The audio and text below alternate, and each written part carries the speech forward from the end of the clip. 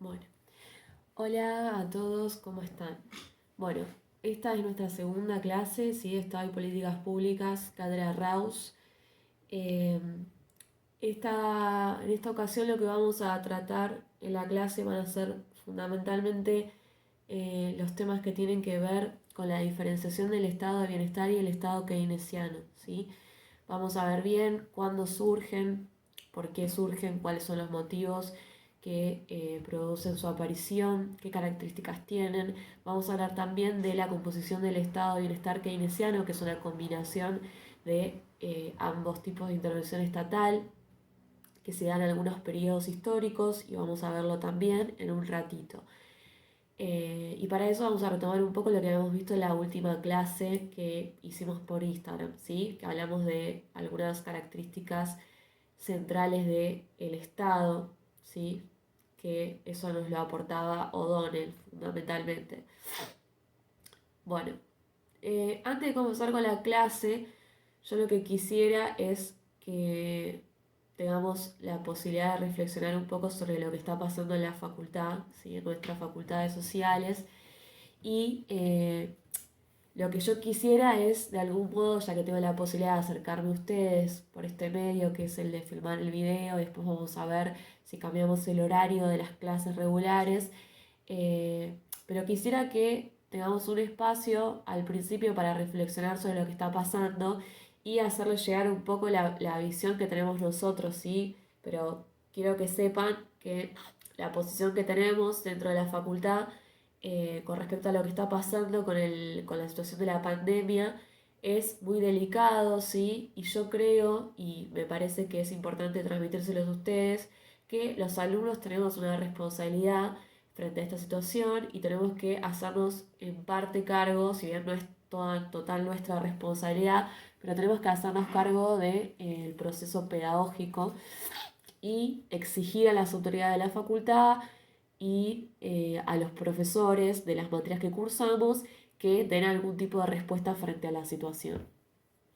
Entonces, es muy importante, sí, que si los profesores de ustedes, de los prácticos, no se están contactando con ustedes, no están dándoles respuestas, no les están dando ningún tipo de acompañamiento más que un cuestionario con preguntas, es importante que ustedes eh, hablen con sus profesores, ¿sí? Y que les exijan que de algún modo traten de acercarse a ustedes para poderlos guiar. Porque la verdad, honestamente, la complejidad que tiene la bibliografía de esta materia, son textos que tienen mucha profundidad, que dan para trabajar mucho y que a veces, sobre todo cuando uno es ingresante, ¿sí? No tiene un ritmo de lectura como para poder hacerse cargo a veces de hasta la abstracción que tienen ciertos textos. Entonces es importante que ustedes tengan un acompañamiento, ¿sí? Además, nuestra universidad está pensada muy desde el lado de la presencialidad. ¿Qué quiere decir eso? Yo, además de estudiar en la UBA, también estudio en otra universidad, ¿sí? En otra universidad nacional, haciendo una carrera que es a distancia. Y bueno, cuando uno tiene la posibilidad de experimentar otros procesos pedagógicos, ¿sí? Otros trayectos eh, de educación también formal que pasan por el lado de la virtualidad, ¿sí? Uno, bueno, se va dando cuenta de que son distintas maneras de trabajar, distintas maneras de relacionarse con el conocimiento, con el contenido, con el docente, con el alumno, el profesor, y son procesos que requieren tiempo de laburo, es cierto que hay que irse acostumbrando, ¿sí? A trabajar desde lo virtual. No es fácil de un día para el otro empezar a trabajar desde un entorno virtual, pero sí, ante esta situación, sí, de la pandemia, que es una situación sanitaria que probablemente, por lo que dicen los especialistas, va a llevar mucho tiempo, hay que buscar la manera de dar una respuesta a esto y que podamos tratar de continuar cursando nuestros estudios de la mejor manera posible. En este momento, nuestra facultad, sobre todo la carrera nuestra de trabajo social, políticamente, y en particular, bueno, también eso baja de forma muy directa a la cátedra de esta materia que es Estado y Políticas Públicas, la universidad y sobre todo la carrera, y como les digo, así llega a la cátedra, se está parando desde una posición que es muy válida, ¿sí? Pero ellos están parando desde una posición que implica decir que si el proceso pedagógico no se puede sostener para todos porque hay dificultades de recursos, hay alumnos que no tienen acceso a los dispositivos para poder entrar al campus, para poder cursar, para poder entregar trabajos y demás, que entonces es preferible no arrancar, ¿sí? Y bueno, están haciendo esto que ustedes ven, que es darles un cuestionario con 5 preguntas, 6 preguntas, 8 preguntas para que ustedes lo respondan solos, sin darles ningún tipo de acompañamiento, como les decía. Eh, en vez de buscar la manera de darles clases por alguna plataforma virtual, por Zoom, por videoconferencia, por Jitsi, por Instagram, como hicimos nosotros, o de mandarles un videíto filmado como lo estoy haciendo yo, ¿sí? Prefieren tirarles la bibliografía, que como les dije, es bibliografía súper densa y súper pesada y realmente de complejidad, y les tiran los PDFs para que ustedes los lean solos y un cuestionario de preguntas orientadoras que la verdad que no les sirve a ustedes, no es la manera de aprender correctamente, ¿sí? Entonces, como les decía, eh, como la complejidad de la grafía es bastante compleja, no les pueden tirar un cuestionario de preguntas. Tienen que guiarlos, darles clase por algún medio, aunque sea mandarles un video y estar disponibles, ¿sí? Para que haya un feedback entre ellos como docentes y ustedes como alumnos, ¿sí? Una instancia donde haya la posibilidad de que ustedes hagan consultas, evacúen sus dudas y haya un docente del otro lado que responda. Eso no está pasando, por lo menos en esta cátedra de esta materia, y está sucediendo de manera muy regular, según cada materia, según lo que diga cada jefe de trabajos prácticos a sus docentes. Entonces, en cada cátedra, en cada materia, en cada profesor está más o menos haciendo lo que puede, lo que le sale, lo que quiere, lo que le parece, y no hay un criterio unificado, que es lo que tiene que haber en situaciones como esta, ¿sí? Tiene que haber un criterio unificado de evaluación, de dictado de la materia, del temario, etcétera, ¿sí? Yo no voy a negar, si no les voy a mentir, no les voy a decir que digamos, ciertos planteos que hacen los docentes, ¿sí? Y cada una de las cátedras, ¿sí? Con sus docentes titulares, no son válidas, porque mentiría si lo dijera. Digo, hay una preocupación real por los compañeros que por ahí no tienen acceso a dispositivos para trabajar desde la virtualidad. Eh, Hay una preocupación por la degradación de los contenidos, que es súper válida, porque yo, digamos, curso en otras universidades y es cierto que la manera de trabajar y de pensar en la pedagogía de las materias y los procesos pedagógicos cambia mucho y que puede ocasionar, digamos, en una falta, en una baja de contenidos, ¿sí? La UBA es una universidad que no tiene ninguna instancia, como les decía, presencial previa, no tiene ninguna experiencia previa de trabajo desde lo virtual, no se dicta ninguna carrera que tenga instancias virtuales, entonces no hay antecedentes y la preocupación porque bajen los contenidos es súper genuina y razonable, ¿sí? De hecho, es probable que los contenidos se tengan que ver reducidos si se pasa de un día para el otro a la virtualidad. Lo cual por ahí no implicaría algo malo, sino que, bueno, habría que pensar qué es lo que vale más en cada proceso pedagógico, entre otras muchas cuestiones. Pero bueno, puede ser que haya que bajar la cantidad de contenidos porque, como les decía, está pensado desde la presencialidad. Es una universidad que pone muy en el centro lo que tiene que ver con la presencialidad y eso necesita, por la cantidad de orografía que ellos te dan para leer, que haya clases teóricas, clases prácticas, donde tengas 2 horas de un teórico con un profesor, 2 horas de un práctico con otro profesor, y que vos pongas el cuerpo ahí, tengas la posibilidad de hacer muchas preguntas, y todo eso ahora por la situación sanitaria actual no se está pudiendo dar. Entonces es una preocupación súper genuina, Pero hay que repensar cómo hacemos, porque esto, como les decía, por lo que dicen los epidemiólogos y demás, va para largo. Entonces hay que readecuar la situación y tener criterios unificados, ¿sí?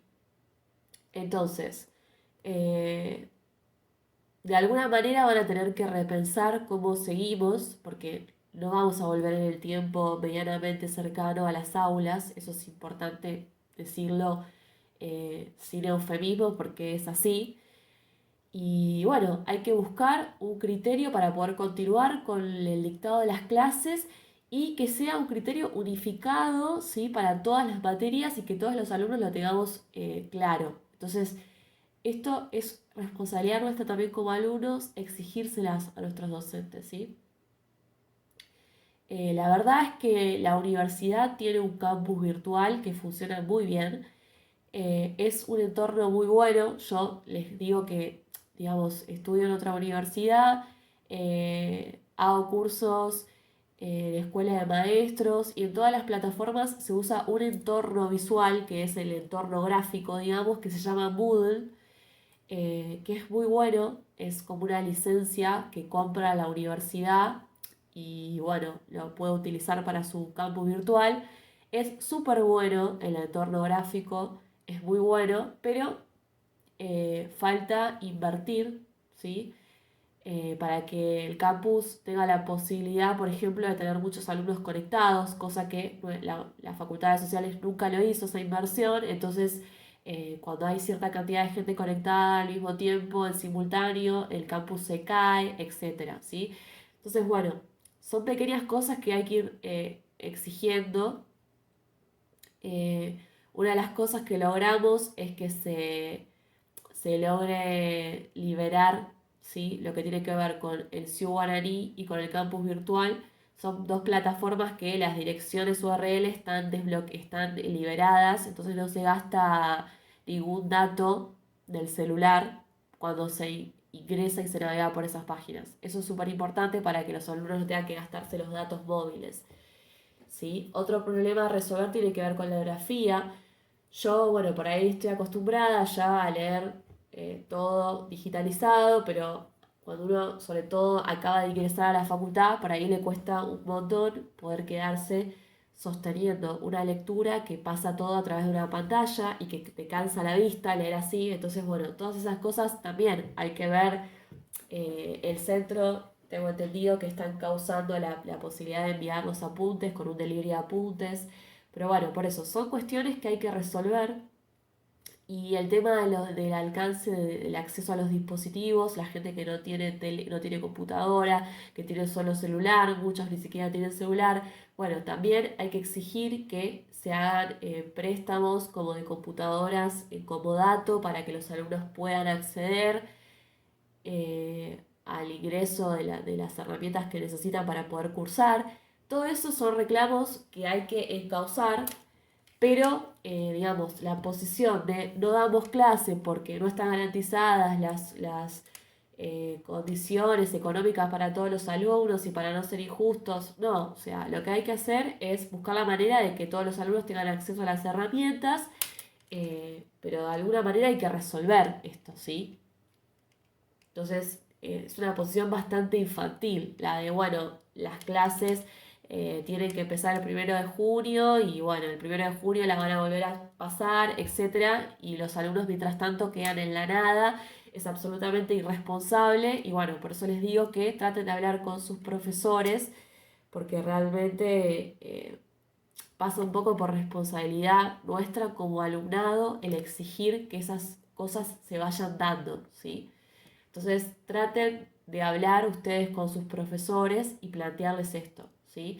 Que ustedes necesitan un acompañamiento, que no les pueden tirar una guía de preguntas y nada más. Bueno, dicho esto, vamos a empezar con la clase, ¿sí? Como les había dicho, lo que nosotros tenemos que ver específicamente, esta clase tiene que ver con unos cuestionarios que les hicieron llegar los profesores, ¿sí? Uno es del texto de Isuani, otro es del texto de Ofe, ¿sí? Hay un par de preguntas para responder. El texto de Isuani es el que dice Bismarck o Keynes quién es el culpable. Y el texto de OFE es el de democracia de partidos políticos y estado de bienestar keynesiano, ¿sí? Primero, vamos a empezar con el de Isuani, porque en realidad es más organizador. Después vamos a ver el de OFE, que es como más cortito y se lo vamos a anexar a lo que hayamos respondido en el cuestionario de Isuani. Primero, este cuestionario claramente lo que busca, como les decía, es que ustedes puedan diferenciar qué es el estado de bienestar o estado benefactor o estado social, ¿sí? Porque depende de cada autor, lo van a encontrar de una u otra forma. Hay autores que se refieren a estado social en vez de estado de bienestar o estado benefactor. Tiene que ver con una cuestión ideológica. Ellos, estos autores que hablan de estado social, plantean que el estado benefactor es una manera peyorativa de referirse a este tipo de intervencionismo estatal. Entonces ellos prefieren hablar de estado social, pero es lo mismo, o sea, son sinónimos. Cuando hablamos de estado de bienestar o estado benefactor o estado social, estamos hablando de lo mismo. El Estado keynesiano, en cambio, es otro tipo de intervención estatal que tiene que ver más específicamente con lo económico, ¿sí? El estado de bienestar es un estado que se ocupa de resolver cuestiones que tienen que ver con lo social y con lo político y no tan estrictamente con lo económico. Es claro que un estado que intervenga socialmente y políticamente, obviamente que va a generar muchísima incidencia en todo lo que tiene que ver con lo económico. Pero no nace como buscando resolver cuestiones estrictamente económicas, ¿sí? La manera en la que interviene en cada uno de los dos tipos de estados es muy distinta. En el caso del estado de bienestar, yo les decía que no se refiere estrictamente a lo económico, sino que se refiere a lo político y social. Quiere decir que se ocupa de atender cuestiones que pasan por garantizar seguridad social. Por ejemplo, legislaciones que tienen que ver con los derechos obreros, con los derechos de los trabajadores, ¿sí? Legislación laboral, seguro de desempleo. Eso es una posibilidad. También puede haber intervención que tenga que ver con la subvención de ciertos servicios, bueno, con la entrega directa de productos o de servicios, ¿sí? Todos esos son maneras de intervenir del estado de bienestar, ¿sí? Sea dando un subsidio con una intervención directa, sea con una intervención más indirecta, como por ejemplo, no sé, la educación pública, la educación sanitaria, las vacunas, etc. Todas esas formas son maneras de intervenir del estado de bienestar o estado benefactor, ¿sí? Por las características mismas de este tipo de intervenciones, es un estado que lo que tiende a hacer es hacer muy rígido, o sea que los cambios que introduce no son fáciles de volver atrás, son cambios que producen mucha conciencia en la población del beneficio que logró, por lo tanto es muy probable que tiendan a defenderlo y que no sea un derecho al cual fácilmente se pueda ir hacia atrás y deshacerlo, ¿sí? En cambio, el Estado keynesiano tiene intervenciones, como les decía, que van directamente a las medidas macroeconómicas de un país o de un Estado, nación, y lo que buscan básicamente es lograr mejoras en la distribución del ingreso. Bueno, ¿cómo interviene el Estado keynesiano? El Estado keynesiano puede intervenir de tres maneras básicamente. Tiene algo que es muy importante, que ustedes se lo tienen que grabar a fuego, que es la principal medida que toma el Estado keynesiano, que es la política de pleno empleo. Quiere decir que no haya niveles de desempleo. Por lo general hablamos de pleno empleo cuando hablamos es imposible llegar al 0% de desempleo. Cuando llegamos a rozar el 5%, estamos hablando prácticamente del pleno empleo, ¿sí? O de lo máximo que se puede lograr. La Argentina durante el kirchnerismo logró llegar a un nivel de desempleo bastante bajo, y esto lo que produce son muchas pujas, ¿sí? Muchas situaciones de puja porque producen periodos inflacionarios, pueden llegar a producir recesión, como medidas de castigo que toman, digamos, los empresarios contra los trabajadores que, digamos, a través de la sindicalización se empiezan a organizar. Y por otro lado, otra de las medidas que tiene el Estado keynesiano tiene que ver con tres tipos: crediticias, monetarias y fiscales.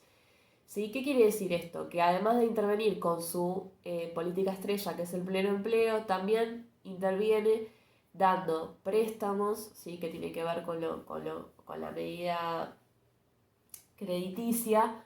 También interviene a través de política fiscal, que es poniendo impuestos, y también interviene a través de medidas monetarias que tienen que ver con el cambio, ¿sí? De la moneda del país, ¿sí? Con todas las cuestiones que tienen que ver con el cambio, la devaluación de la moneda, etc.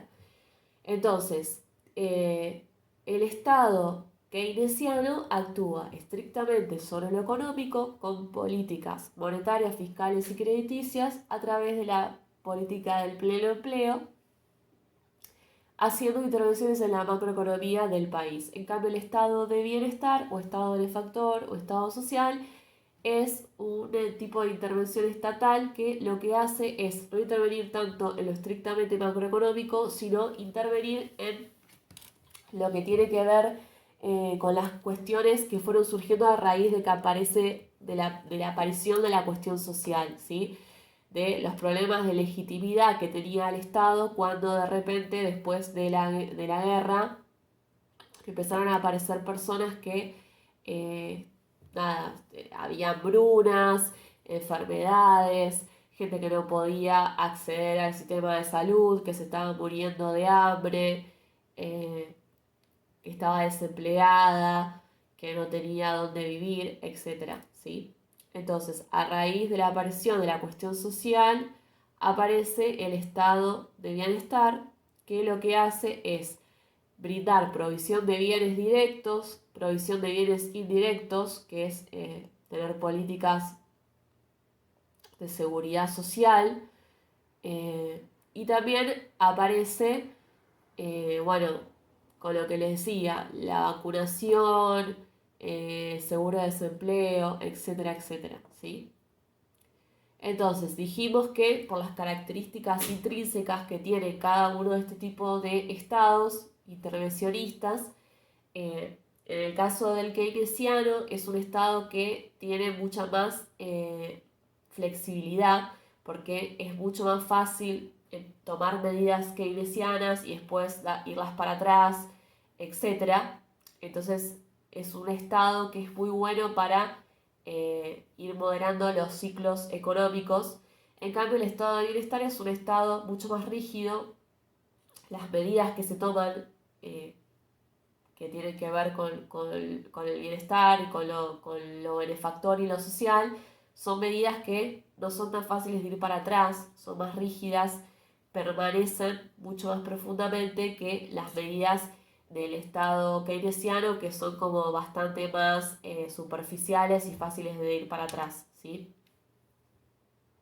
Bien, entonces, otra cosa que es importante que ustedes tengan en cuenta al momento de diferenciar uno de cada uno de los estados es ver cuándo surgen. Entonces, el estado de bienestar es, digamos, una respuesta que empiezan a tomar los países, sobre todo después de la Primera Guerra Mundial, aunque surge antes, ¿sí? O sea, la primera medida que se considera de estado de bienestar la toma un canciller alemán que se llama Bismarck, que por eso da el nombre al texto que ustedes espero hayan leído. es un canciller alemán que lo que hace es implementar el seguro de desempleo, ¿sí? Es la primera vez en la historia de la humanidad que aparece un seguro de desempleo. Entonces ahí es donde empiezan a aparecer cada vez más países que toman medidas que tienen que ver con un estado benefactor, ¿sí? Entonces surge alrededor de 1870 y pico con Bismarck en Alemania, ¿sí? Entonces, el estado benefactor, digamos que sus formatos más rudimentarios surgen en el siglo XIX, pero digamos que el afianzamiento del estado de bienestar se da luego de la crisis del 30, ¿sí? O sea, después de la Gran Depresión, que es cuando termina la Primera Guerra Mundial. El afianzamiento es después de la crisis del 30, pero se sabe que comenzó a fines del siglo XIX. En cambio, el Estado keynesiano es una respuesta a la Segunda Guerra Mundial. Entonces, en realidad ya empieza a aparecer después de la crisis del 30, ¿sí? O sea, es como que después de la crisis del 30, las décadas siguientes cada vez se va afianzando más, pero ya aparece en realidad en la crisis del 30, empiezan a aparecer algunas intervenciones que tienen que ver con intervención keynesiana, ¿sí? Y bueno, se afianza, como les decía, en las décadas siguientes, hasta que llega la crisis del 30, ¿sí? La crisis del 30, que es la crisis del petróleo después de la guerra de Vietnam. Ahí es como que sí empieza a entrar en crisis el Estado keynesiano, pero en las décadas anteriores fue como que cada vez se fue profundizando más hasta que entra en crisis con la década en la década del 70, ¿sí? Algo importante, sí, es que vayamos viendo lo que plantea el texto. El texto plantea como distintas discusiones de por qué fracasa cada uno de los estados, ¿sí? Qué argumentos hay de parte de los sectores más conservadores hacia cada uno de los estados, ¿sí? Qué es lo que argumentan y el autor va como discutiendo un poco con eso. Entonces, una de las cosas que plantea es que hay sectores que discuten con el estado de bienestar, diciendo que el estado de bienestar también nació buscando resolver cuestiones económicas. Entonces el autor dice que eso es imposible, porque, por ejemplo, si se toma como ejemplo la situación de pensiones, es evidente que no se podía buscar resolver una situación económica porque hasta que hubiera un resultado económico iba a demorar mucho tiempo. Entonces claramente tenía que ver con atender una cuestión que en ese momento era estrictamente política, de legitimación y no tanto con una cuestión económica, ¿sí? ¿Qué más hay así como significativo para decirles? Bueno, eso del estado de bienestar y el estado keynesiano, no sé si lo vieron, por ahí lo vieron en el CBC, cuando las tierras comunales se empiezan a acercar, bueno, esos campesinos fueron echados, empezaron a formar los burgos, las ciudades, y esto ya lo saben, esto tiene que ver con historia vieja del siglo XV, más o menos, XIV, no sé, y se va a fundar las bases del desarrollo capitalista hasta que se afianza con lo que tiene que ver con la revolución industrial, básicamente. Eh, pero bueno, como que ahí empieza a surgir esta cuestión que tiene que ver con la política, con lograr y, la legitimidad de las personas, empiezan a aparecer las elecciones, ¿sí? Como que esto tiene que ver de alguna manera de una manera muy importante con lo que vimos la vez pasada, en la clase anterior, cuando Donel nos hablaba de que el Estado capitalista no es un Estado que sea estrictamente de los burgueses, no es un Estado que atienda a las necesidades de una clase en particular que es de los grandes capitalistas del mundo, sino que es un Estado que trata de mediar de alguna manera entre los trabajadores y los empresarios, ¿sí? Que es un Estado que él llama justamente capitalista para diferenciarlo de un Estado burgués que actúe como un instrumento que atienda solamente las necesidades de una de las dos clases, ¿sí? Entonces, una de las cosas más importantes de las que nos habla O'Donnell para llegar a ese Estado capitalista, cuando lo empieza a definir, nos dice que el Estado capitalista es un Estado que no responde a una clase en sí misma, que finge ser un tercero escindido que no lo es y que actúa como un garante y organizador de las relaciones de producción. Lo que nos dice también O'Donnell es que hay una separación, ¿sí? En el Estado capitalista lo novedoso es que hay una separación entre el poder que tienen los capitalistas económico y el poder que tienen político, ¿sí? O sea, claramente tienen una supremacía y un poder excesivo en cuestiones económicas. ¿Por qué? Porque a través de la acumulación originaria ellos se apropian de los medios de producción, ¿sí? Entonces, al apropiarse de los medios de producción, ellos tienen todo el poder de producción y justamente de el dinero. Pero lo que dejan de tener, a diferencia de con el sistema feudal, vos atendías a un feudo que era un señor feudal y él tenía que hacerse cargo, el señor feudal, de vos, con todo lo que implicaba hacerse cargo de vos.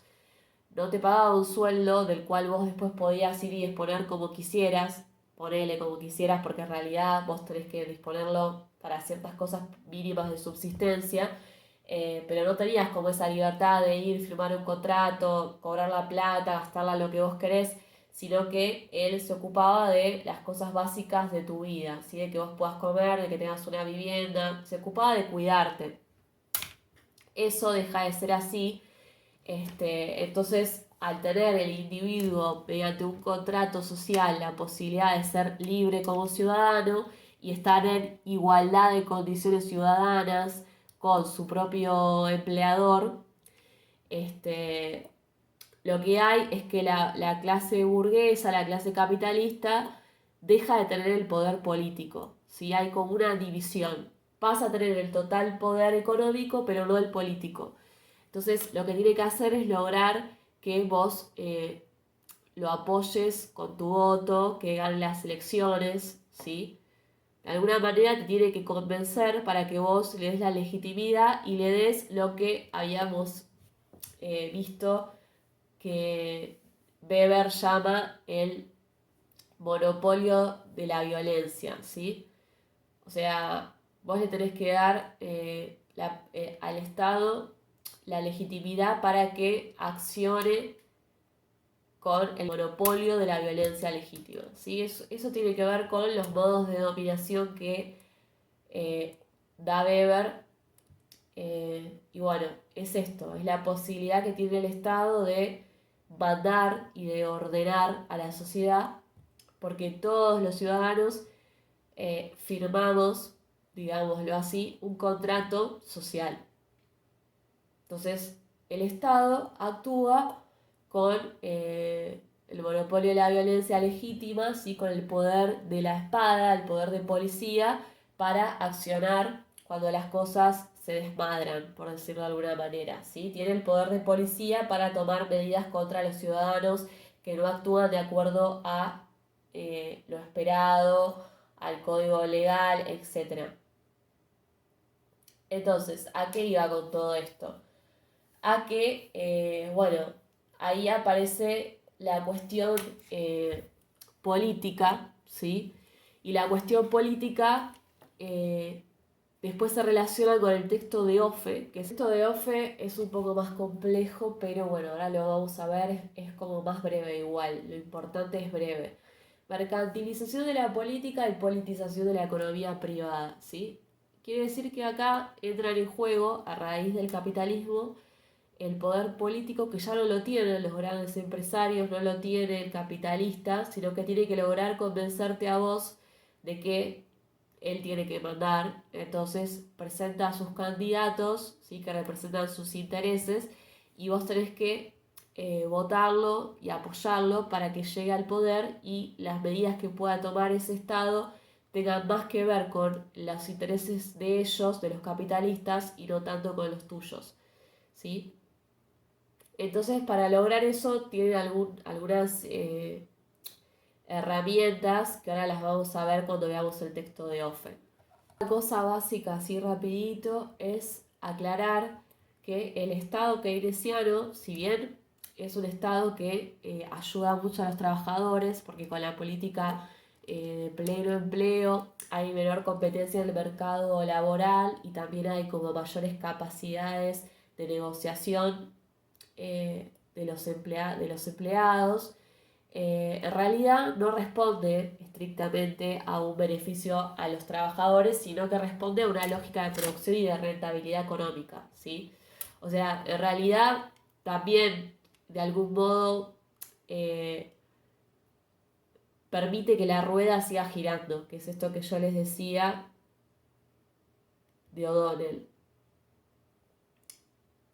Le permite al Estado mantener, garantizar y ordenar las relaciones de producción capitalistas, ¿sí? Bueno, nada, entonces el estado de bienestar y el estado keynesiano produjeron las etapas más exitosas del capitalismo, tanto en materia de producción como en mejoría de condiciones de la vida de la población de un país, ¿sí?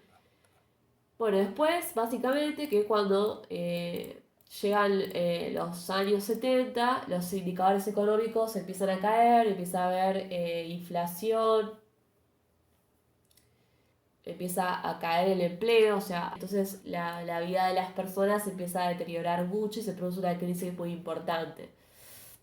Algunos autores plantean que tiene que ver con la inflación, otros que tiene que ver con la elevación de impuestos, la política monetaria expansionista que se produce cuando se da la guerra de Vietnam. Algunos asignan la crisis petrolera como un factor importante que influyó también en los procesos inflacionarios, porque bueno, digamos que ustedes saben que, digamos, lo que tiene que ver con el petróleo siempre de alguna manera es un indicador de precios de todo el resto de los productos que influyen, que organizan una canasta básica. Entonces, cuando aumenta, digamos, lo que tiene que ver con el petróleo, sí, aumentan todos los precios y se produce una crisis inflacionaria que es muy difícil de controlar. También hay autores que plantean que tiene que ver con un carácter sociológico, ¿sí? Que tiene que ver con que se produce una reducción del excedente disponible en manos de los capitalistas y entonces lo que hay es menos recursos para la inversión, ¿sí? Básico, o sea, hay menos dinero circulando en manos de capitalistas, entonces se invierte menos y eso hace decaer todo el proceso de inversión y por lo tanto los trabajos, etcétera, ¿sí? Los empleos. Finalmente, la manera que tienen, ¿sí? Los sectores más conservadores de responder a esto, como les decía, es generando recesión o generando procesos inflacionarios. El problema, sí, que esto tiene que ver con la pregunta que les hacían de por qué el autor dice que de alguna manera el Estado keynesiano es víctima de su propio éxito, que es que si bien resuelve los problemas que se plantea resolver, se producen después nuevos problemas a los cuales no puede responder con las políticas que venía teniendo en un primer momento, ¿sí? O sea, es como algo paradojal. Logra resolver los problemas de desempleo, logra mejorar la distribución del ingreso, pero después aparecen procesos inflacionarios que no los puede resolver con las mismas medidas que tomó siempre, porque, digamos, los empresarios, para castigar a los empleados, empiezan a producir inflación, aumentar los precios. Y lo peor es que, lo peor o lo mejor, según cómo se vea, los empleados empiezan a responder a eso, ¿sí? Generando medidas de indexación de salarios, etcétera. Entonces responden a eso y la situación empeora cada vez más, va subiendo cada vez más de severidad. Llega un punto en el cual, digamos, el país no puede entrar en default porque no tiene manera de resolver esos conflictos internos, ¿sí? Los empresarios actúan con estas medidas, ¿sí? Generando inflación, de aumento de precios. Los empleados, por otro lado, a través de la sindicalización, empiezan a pedir indexación de salarios y se entra en una escalada de la cual es imposible salir, ¿sí? Entonces se deja de producir, ¿sí? Empiezan a haber problemas, deja de haber inversión.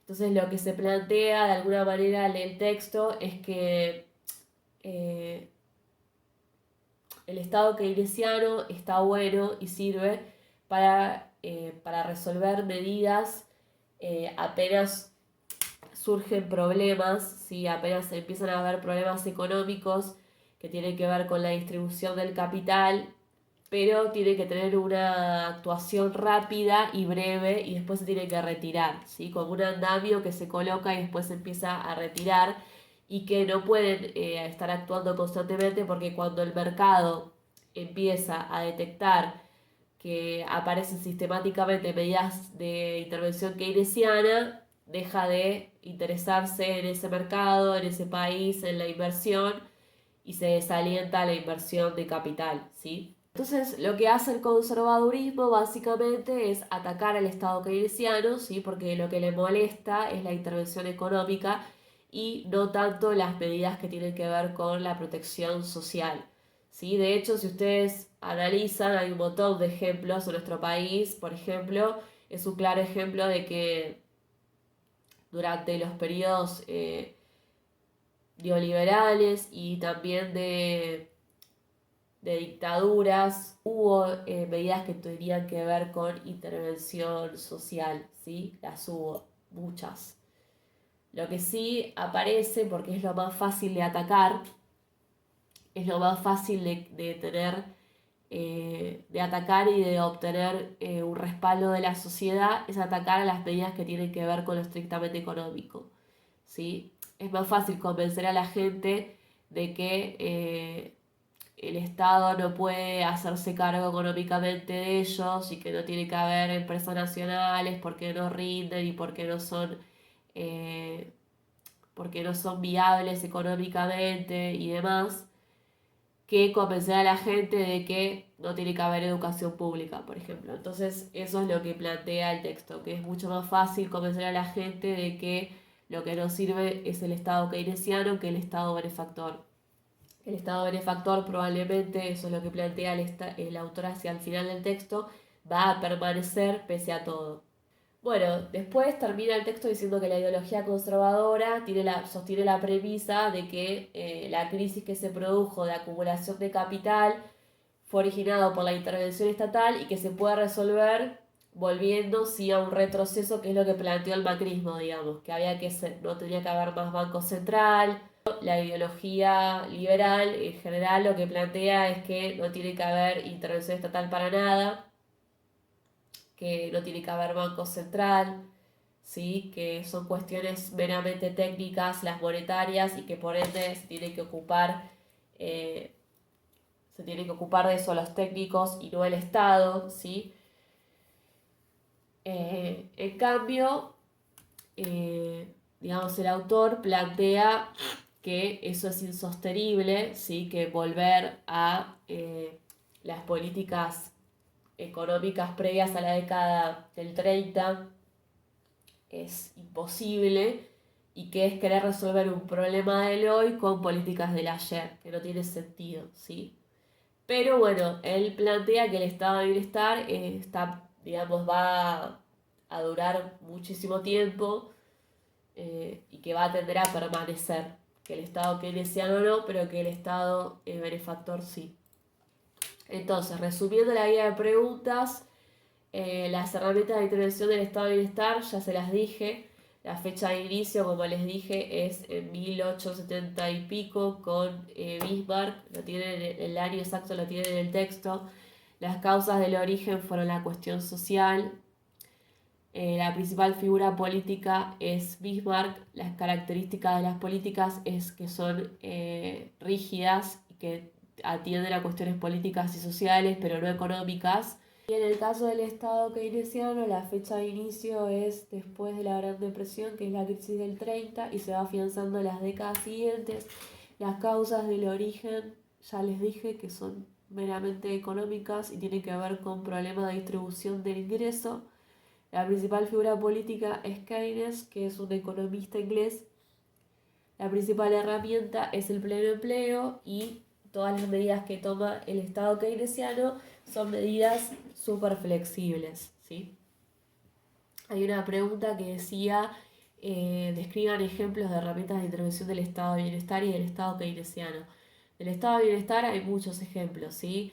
El calendario vacunatorio que se amplió un montón con el kirchnerismo es una medida de intervención del estado de bienestar. La asignación universal por hijo, conectar igualdad. Ahora más específicamente este ingreso de emergencia, el ingreso familiar de emergencia, es otro ejemplo de estado de bienestar. Y de estado keynesiano también hay un montón de ejemplos. Por ejemplo, no sé si escucharon, pero hace un tiempo se viene discutiendo la posibilidad de que los banqueros brinden créditos a los empleadores y las pymes, los pequeños empresarios, para que puedan pagar los salarios de sus trabajadores que no están yendo a trabajar por el contexto sanitario de la pandemia, ¿sí? Esa es una medida claramente keynesiana porque lo que hace es fortalecer, digamos, brindar políticas crediticias, y eso es meramente económico y tiene que ver con intervención keynesiana del Estado, ¿sí? Otro ejemplo podría ser